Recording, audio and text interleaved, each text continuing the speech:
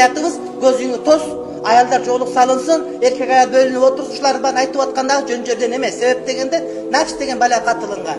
Oşon dese biröөнү öpküsü gelet, biröөнү karmagısı gelet, kucaktagısı gelet, dagı bir suluunu görüp kalsın, şonunçu kırgızdın sözü var, biröөнүn ayalı biröөгө kız görünöt.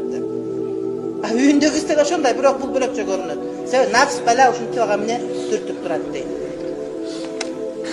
Wal farju yusaddiqu zalika wa yukazzibuhu.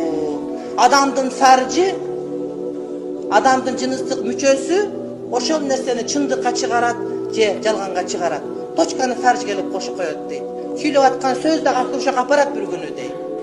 Жанагы көз менен карап аткан дагы бир жак капарат. Биринчи салам дейт. Андан кийин калам дейт. Салам айтат, анан экинчи сүйлөшөт. Анан үчүнчү каяктасыз дейт. Анан телефонна төртүнчү чогуу чай ичет. Анан бешинчи алтынчы анан экөө бир күн уктап аткан болот чогуу деп.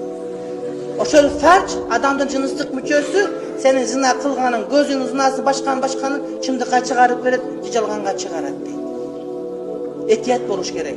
Шариаттын өкүмдөрү жөндөн-жөн чыгып калган эмес. Эмнеге бөлөк-бөлөк бол, эмнеге колуңу бер учурашпа, илля кампир болсо учурашсаң бир жөн.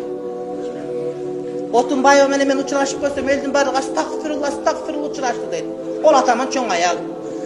Аны бетинен өпсөң деле эчтеке болбойсуң. Кемпир. Хидаяда келет.